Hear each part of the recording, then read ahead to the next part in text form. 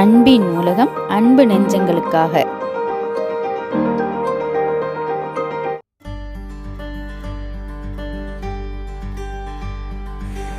அன்பின் உலகம், அன்பு நெஞ்சங்களுக்காக. நான் உங்கள் அஞ்சலிராம். இன்னைக்கு நம்ம சேனல்ல பார்க்க போறது வாழைப்பூ வடை தான் பார்க்க போறோம்.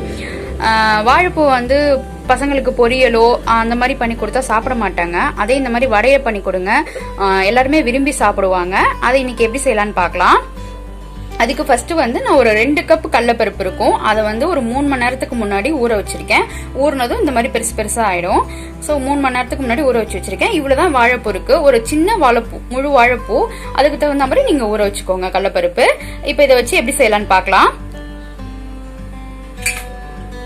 ஃபர்ஸ்ட் மிக்ஸி ஜார்ல நான் வச்சிருக்கிறதுக்கு ஒரு 10 காஞ்ச மிளகாவை இந்த மாதிரி எடுத்து போட்டுக்கோங்க.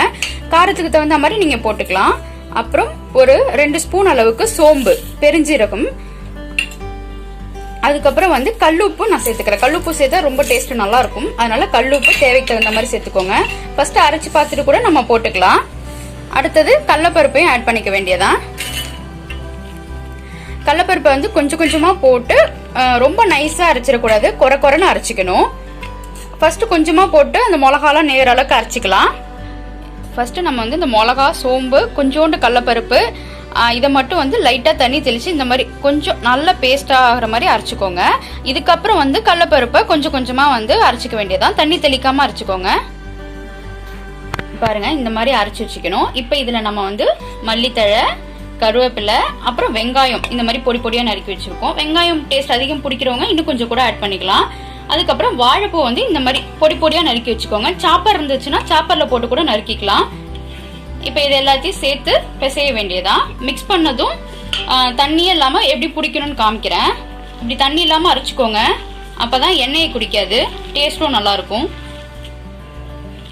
இந்த மாதிரி நம்ம நல்லா மிக்ஸ் பண்ணிட்டு காரமோ இல்ல உப்போ தேவைப்பட்டா போட்டுக்கலாம். தனி மிளகாய் தூள் இருக்குல்ல, அது சேர்த்துக்கலாம்.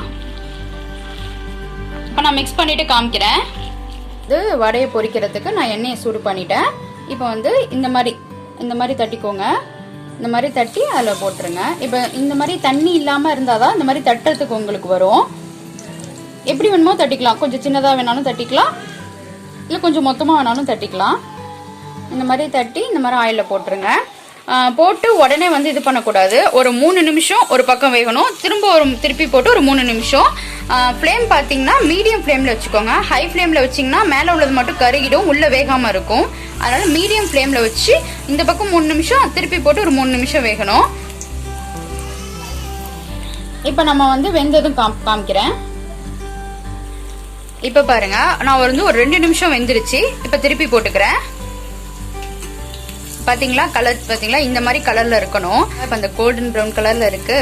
இப்ப திருப்பி போட்டு ஒரு 2 நிமிஷம் வெந்துச்சுன்னா நம்ம வாழைப்பூ வடை ரெடி ஆயிடும். வெந்ததும் காமிக்கிறேன்.